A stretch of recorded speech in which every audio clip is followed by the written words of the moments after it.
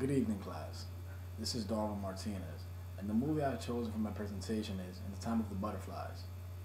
For those who are not familiar with the movie, it deals with the tyrant president Rafael Trujillo and his 31 years of reign in the Dominican Republic.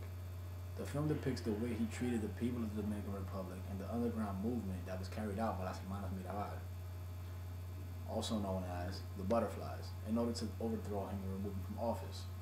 More specifically, I would like to focus on Rafael Trujillo himself, his rise to power, and his downfall. From his early childhood, Trujillo was infamous for robbery, falsification of promissory notes, and in one particular case, large sums of money ended up disappearing from the postal office in Santo Domingo, the capital of the Dominican Republic. In 1918, Trujillo was accepted into the Dominican National Guard, which was created by the U.S. Keep that in mind. Trujillo rapidly moved up in ranks in the National Guard and was famous for flaunting his medals. The medals hanging from his chest became so abundant that his close family friends nicknamed them bottle caps. Now, little kids would see him in the street and they would pin bottle caps to their shirt because they wanted to be like him. They idolized him. In 1930, Trujillo led a movement to forcibly remove President Vasquez from office, and he went on to run for office and win with 95% of the votes in his favor. Now, the results are clearly fraudulent, and a judge declared so.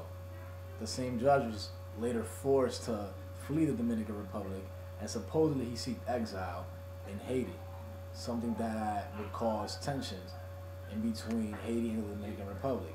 Keep that in mind as well. Now, on August 16th, Trujillo took office sporting a sash that stated Dios y Trujillo, or God and Trujillo. Under Trujillo's reign, or La Era de Trujillo, as it is formally known, government employees were forced to donate 10% of their salary to national treasury, and those who did not participate or refused to follow Trujillo's regime were mysteriously disappearing. Now, as his tyrant reign developed, Trujillo went as far as to have his people put up statues of himself across the Dominican Republic. He also put up an electric sign in the capital of the country, which he renamed from Santo Domingo to Ciudad Trujillo, and the sign read Viva Trujillo, or Long Live Trujillo. He also had the churches put up a sign that said Dios en el cielo, Trujillo en la tierra, which means God in the skies, Trujillo on earth. But later on, the order was reversed, and it was Trujillo on earth, God in the skies, basically putting himself before God, as if though he were better. Now, some thought Trujillo to be bipolar, and many would also agree that he's a hypocrite. Trujillo pretended to have a welcoming open door policy toward other countries by accepting Jewish refugees from Europe, Japanese immigrants, and exiles from the Spanish Civil War. At the same time, and despite the fact that his mother was half Haitian, Trujillo hated and discriminated against Haitians. He actually came up with something called anti-Haitianismo, or anti-Haitianism. Now, Trujillo ordered the Dominican military to expel illegal aliens, but this project was mainly geared toward Haitian people. The expulsion of illegal aliens led to something called the Parsley Massacre, and it resulted in about 15,000 deaths. Trujillo's aim was to kill 1/3 of the black race that covers the island of Hispaniola, in other words, Haiti. Some of the tension that is seen toward Haitians in the Dominican Republic today derives from Trujillo's era, but not all of it does. Let's take a look back before Trujillo and see where a lot of the tension really started. In the early days when Columbus first landed in Hispaniola, thinking he had reached the East Indies, the European settlers claimed the island and killed the original inhabitants by bringing disease and conquest. The French brought thousands of slaves from Africa into Haiti, and the Spanish did the same into the Dominican Republic. Haiti later claimed their independence from the French and took control over the whole island until 1844, when the Dominican Republic claimed their independence and took control of most of the island, building bad blood in between the two. Now, eventually, the United States went on to become the largest investor in the Dominican sugar, coffee, cocoa, and banana plantations.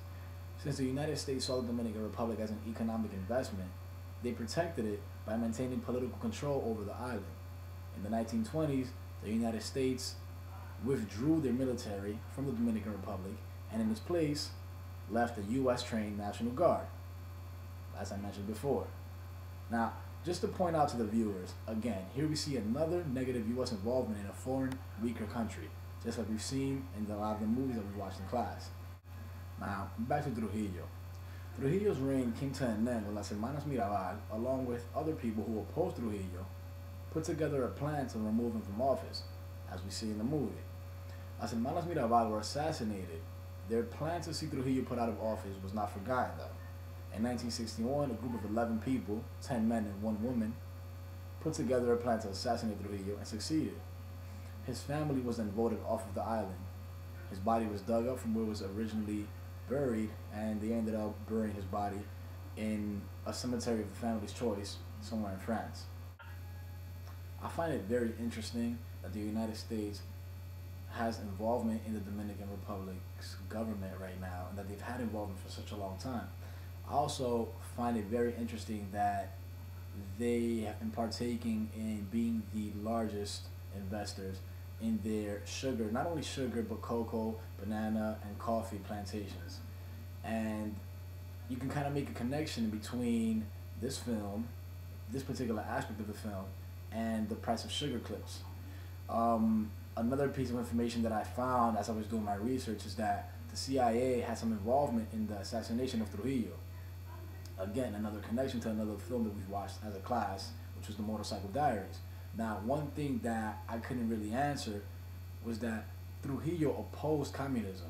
He was an anti-communist, and he was constantly engaged in battles, verbal battles with other countries. He did not like Che Guevara, he did not like Fidel Castro, and the CIA was involved in Che Guevara's assassination as well. Now, if the United States had an opposition toward communism and they put together a plan to assassinate Che Guevara, why put together a plan to assassinate someone who was on their side?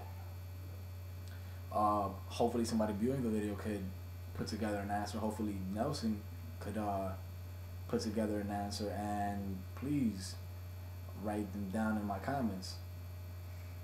Let's try to answer this question together as a class. Alright, you guys, till next time. Bye-bye.